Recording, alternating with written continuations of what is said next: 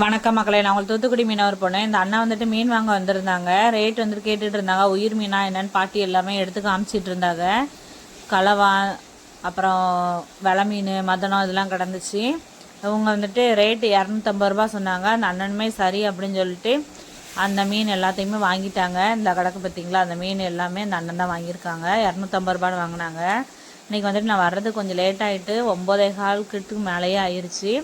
அதனால் எல்லாருமே போய் ஆழத்தில் போய் மீனை போட்டுட்டாங்க. நான் வர்றதுக்குள்ளேயே நான் தான் லேட்டு. அப்புறம் அந்த அண்ணன் வந்துட்டு இதை எடுத்து அங்கே வெட்ட கொடுத்துருங்கக்கா அப்படின்னு சொல்லி சொன்னாங்க.